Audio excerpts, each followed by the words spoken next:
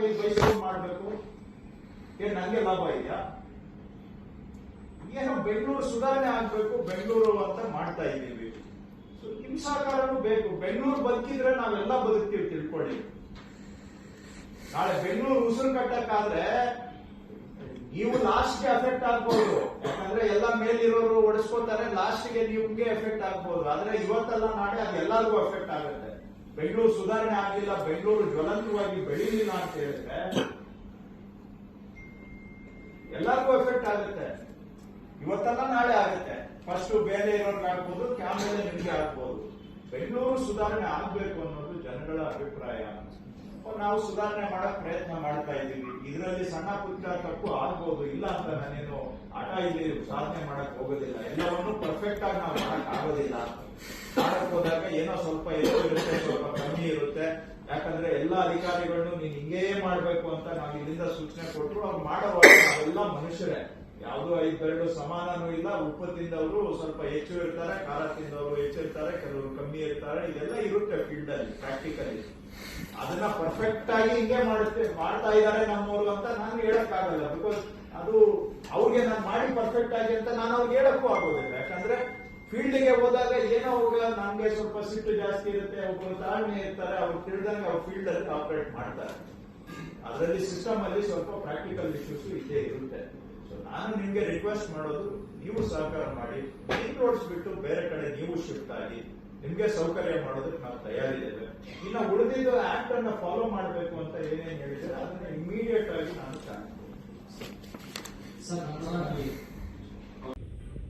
ಬಡವರು ಬದುಕಬೇಕು, ಶ್ರೀಮಂತರು ಬದುಕಬೇಕು. ಶ್ರೀಮಂತ ಹಾಳಾಗೋಗಿ ಅಂತ ನಾನು ಹೇಳಕ್ಕಾಗುದಿಲ್ಲ, ಬಡವರು ಹಾಳಾಗೋಗಿ ಅಂತ ಹೇಳಲ್ಲ. ಎಲ್ಲರೂ ಒಬ್ಬರ ಮೇಲೆ ಒಬ್ಬರು ನಾವು ಡಿಪೆಂಡ್ ಆಗ್ತೀವಿ. ಎಲ್ಲರೂ ಇದ್ದರೆ ಇದು ಬದುಕು ಬೆಂಗಳೂರು ನಡೆಯೋದು. ಇದರಲ್ಲೂ ಕೂಡ ನಮ್ಮ ಸರ್ಕಾರದಲ್ಲಿ ಸ್ಪಷ್ಟತೆ ಇದೆ. ಮಧ್ಯಮ ವರ್ಗನೂ ಬೇಕು, ಶ್ರೀಮಂತರು ಬೇಕು, ದುಡಿಯೋ ವರ್ಗನೂ ಬೇಕು, ಬಡವರು ಬೇಕು. ಎಲ್ಲರೂ ಇದ್ರೇನೆ ಬೆಂಗಳೂರು ಕಾಲ ಚಕ್ರ, ಬೆಂಗಳೂರಿನ ಚಕ್ರ ಮುಂದಕ್ಕೆ ಸಾಗುವಂತ. ಯಾವುದು ಈ 4 ಚಕ್ರದಲ್ಲಿ 1 ಚಕ್ರ ಮುಂದುವರೆದು ಕೂಡ ಬೆಂಗಳೂರು ಮುಂದಕ್ಕೆ ಸಾಗುತ್ತೆ.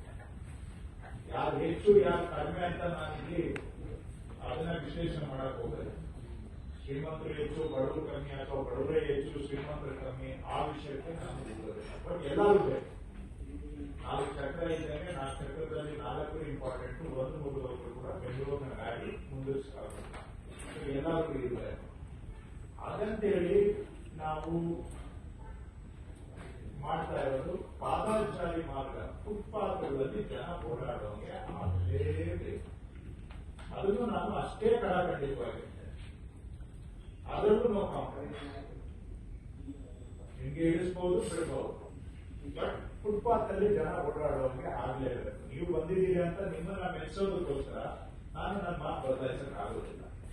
ಯಾಕಂದ್ರೆ ನಿಮ್ಮ ಮುಂದೆ ಒಂದು ಮಾತಾಡೋದು, ನೀವು ಒಳಗಡೆ ಹೋದ್ಮೇಲೆ ಇನ್ನೊಂದು ಅಧಿಕಾರಿಗಳಿಗೆ ನಾನು ಬೇರೆ ಸೂಚನೆ ಕೊಡೋದು, ಆ ರೀತಿ ನಾನು ಮಾಡೋಕ್ಕಾಗಲ್ಲ. ಅದು 1 ದಿನ ನಡೆಯುತ್ತೆ, 2 ದಿನ ನಡೆಯುತ್ತೆ, 3ನೇ ದಿನ ಇಡೀ ಸಿಸ್ಟಮ್ ಪದಾರ್ಥ ಆಗುತ್ತೆ. ನಾನೇನಾದ್ರು ಮುಂದೆ ಒಂದು ಹಿಂದೆ ಒಂದು ಮಾತಾಡಕ್ ಹೋದ್ರೆ ಏನು ಮಾಡೋಕ್ಕಾಗುತ್ತೆ.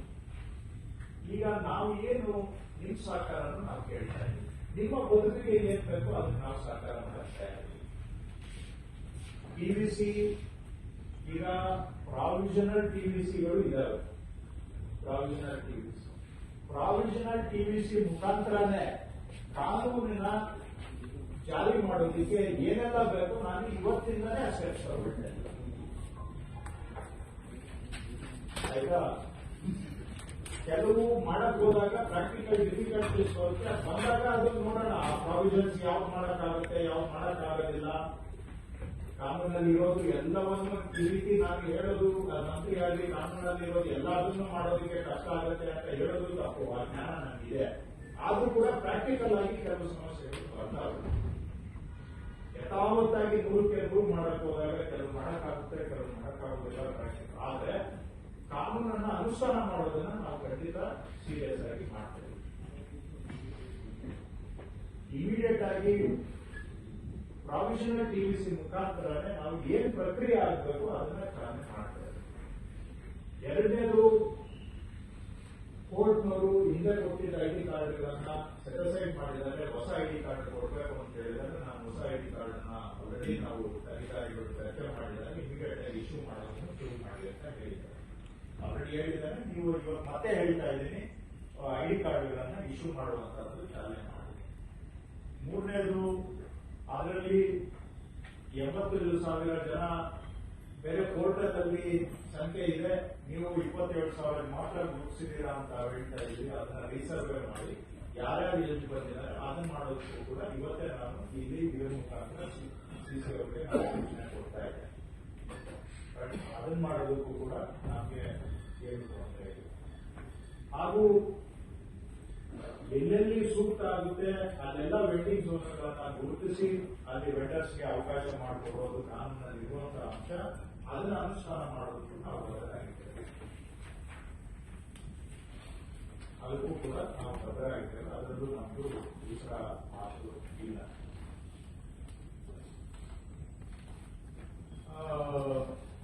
ಫುಲ್ ವೆಂಡಿಂಗ್ ಕಮಿಟಿ ಆಗ್ಬೇಕಾದ್ರೆ ಅಂದ್ರೆ ಪ್ರಾವಿಷನಲ್ ಹೋಗಿ ಸ್ಟ್ಯಾಚ್ಯೂಟರಿ ಕಮಿಟಿ ಆಕ್ಚುಯಲ್ ಆಗಿ ಆಗ್ಬೇಕಾದ್ರೆ ಎಲ್ಲ ಪವರ್ಸು ಪ್ರಾವಿಷನಲ್ ಕಮಿಟಿಗೂ ಇದೆ.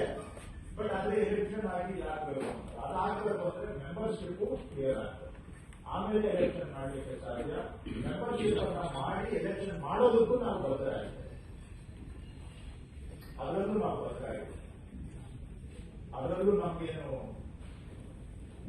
ಎರಡನೇ ಆಲೋಚನೆ ಇಲ್ಲ.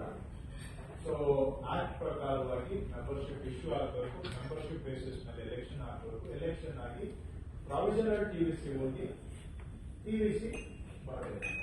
ಬಟ್ ಹಾಗಂತೇಳಿ ಅಲ್ಲಿವರೆಗೂ ನಾನೇನು ಕಾಯ್ಲಿಕ್ಕೂ ತಯಾರಿಲ್ಲ. ಪ್ರಾವಿಷನಲ್ ಟಿವಿಸಿಗೆ ಏನೇನು ಅಧಿಕಾರ ಇದೆ ಅದನ್ನೆಲ್ಲ ಚಲಾವಣೆ ಮಾಡಿ ಕಾನೂನನ್ನ ಜಾರಿಗೆ ತರೋದಕ್ಕೆ ನಾವು ಬದ್ಧರಾಗಿದ್ದೇವೆ. ಇಷ್ಟು ವಿಷಯಗಳು ನಾವು ಆಕ್ಟ್ ಬಗ್ಗೆ ನಾವು ಮಾತಾಡುತ್ತಾರೆ. ಆದ್ರೆ ಹಾಗಂತೇಳಿ ಈಗ ಅಲ್ಲಿವರೆಗೂ ನೀವು ನಿಲ್ಲಿಸಬೇಕು ಅಂತ ಹೇಳಿದ್ರೆ ನನಗೆ ನಿಲ್ಲಿಸೋದು ಕಷ್ಟ ಆಗುತ್ತೆ. ಯಾಕೆ? ಈಗ ನಮ್ಮ ಸರ್ಕಾರ ಬಂದ ಮೇಲೆ 930 ಜನ ಸತ್ತಿದ್ದಾರೆ ಪೆಡೆಸ್ಟ್ರಿಯನ್ ಆಕ್ಸಿಡೆಂಟ್. ಅದಲ್ಲದೆ ಈಗ ಈ ಇದೇ ಸಂದರ್ಭದಲ್ಲಿ 3,601 ಜನ ಗಂಭೀರ ಆಕ್ಸಿಡೆಂಟ್ಗೆ ಒಳಗಾಗಿದ್ದಾರೆ. ಸತ್ತವರು ಬಿಟ್ಟು 3,601 ಫೇಟಲ್ ಆಕ್ಸಿಡೆಂಟ್ಸ್ ಆಗಿದ್ದಾರೆ, ನಾಟ್ ಡೆತ್. ಅದಲ್ಲದೆ ಬೇರೆ ಇಂಜುರೀಸ್ ಆಗಿರುವಂತವರು 3,852 ಜನ. ಇಷ್ಟು ಜನ ಕೈ, ಕಾಲು, ತಲೆ ಇವೆಲ್ಲದಕ್ಕೂ ಕೂಡ ಪೆಟ್ಟಾಗ್ತಾ ಇದೆ. ಕೆಲವರು ಜೀವನ ಪರ್ಯಂತ ಹಾಸಿಗೆ ಹಿಡಿಯುವಂತದ್ದು, ಬದುಕಿದ್ರು ಕೂಡ ಜೀವನ ಪರ್ಯಂತ ಹಾಸಿಗೆ ಹಿಡಿಯುವಂತ ಪರಿಸ್ಥಿತಿ ಆಗಿದೆ. ನೀವೇ ಕಾರಣ ಅದಕ್ಕೆ ಅಂತ ನಾನು ಹೇಳ್ತಾ ಇಲ್ಲ. ನಾವೇನು ನಿಮ್ಮನ್ನು ಟಾರ್ಗೆಟ್ ಮಾಡಿಲ್ಲ. ನಾವು ಫುಟ್ಪಾತ್ ಎನ್ಕ್ರೋಚ್ಮೆಂಟ್ ಅನ್ನ ನಾವು ತೆರಗಿತಾ ಇದ್ದೇವೆ ಅಷ್ಟೇ. Let us be very clear. ನಾವೆಲ್ಲೂ ಕೂಡ ಆಕರು ನಾವು ಬೀದಿ ಬದಿ ವ್ಯಾಪಾರಿಗಳನ್ನ ನೀವು ಎತ್ತುವರಿ ಮಾಡಿ ಅಂತ ನಾವೆಲ್ಲೂ ಕೂಡ ನಾವು ಮಾತಾಡಿಲ್ಲ. ಜನ ಓಡಾಡೋದಕ್ಕೆ ಫುಟ್ಪಾತ್ ಅಲ್ಲಿ ಏನೇನು ತೊಂದರೆ ಇದೆ ಎಲ್ಲವನ್ನೂ ಟ್ಯಾಕಲ್ ಮಾಡಿ ಅಂತ ಸುಪ್ರೀಂ ಕೋರ್ಟ್ ನಲ್ಲಿ ಹೇಳಿದ್ದಾರೆ. ಅದನ್ನ ನಾವು ಟ್ಯಾಕಲ್ ಮಾಡ್ತಾ ಇದ್ದೇವೆ.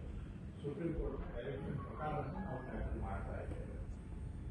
ಇದರಲ್ಲಿ ಈಗ ಅಂಗಡಿಗಳು ಅವರು ಅವರ ಅಂಗಡಿಗಳಿಗೆ ಸ್ಟೆಪ್ಸ್ ಹಾಕೊಂಡಿದ್ದು, ಮನೆಗಳು ಅಂಗಡಿಗಳು ಸ್ಟೆಪ್ಸ್ ಹಾಕೊಂಡಿರೋದು, ಅವರ ಅಂಗಡಿ ಮನೆಗೆ ರ್ಯಾಂಪುಗಳು ಮಾಡಿಕೊಂಡಿರೋದು 1,581 ಪ್ರಕರಣ ನಾವು ತೆರವು ಮಾಡಿದ್ದೇವೆ.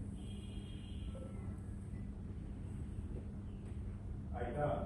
ಆಮೇಲೆ ಮುಂದ್ಗಡೆ ಫುಟ್ಪಾತ್ ಮೇಲೆ ಶೀಟ್ಗಳನ್ನ ಹಾಕೊಂಡು ಪಿಲ್ಲರ್ಗಳನ್ನ ಹಾಕಿ ಫುಟ್ಪಾತ್ ಮೇಲೆ ಅಂಗಡಿಗಳವರು ಒತ್ತುವರಿ ಮಾಡ್ಕೊಂಡು ಬಂದಿದ್ದನ್ನ 1,791 ಪ್ರಕರಣ ಟ್ಯಾಕಲ್ ಮಾಡಿದೆ. ಹಾಗೆ ಇನ್ನು ಆ ತರ ಬೇರೆ ಬೇರೆ ಸ್ಟ್ರಕ್ಚರ್ಸ್ ಅವುಗಳನ್ನು ಕೂಡ ನಾವು ಟ್ಯಾಕಲ್ ಮಾಡ್ತಾ ಇದ್ದೀವಿ. ನಾಳೆ ದಿನ ಇದನ್ನ ನಾವು ಎಕ್ಸ್ಟೆಂಡ್ ಮಾಡ್ದಂಗೆ ಯಾರಾದ್ರೂ ಗಾರ್ಡನ್ ಮಾಡ್ಕೊಂಡಿದ್ರೆ ಅದನ್ನು ತೆಗಿಬೇಕು ಅನ್ನೋದೇ ನಾನು ಹೇಳಿದೆ. ಅದರಲ್ಲೂ ನಮಗೆ ಕ್ಲಾರಿಟಿ ಇದೆ. ನಾವೇನು ಗಾರ್ಡನ್ಗಳು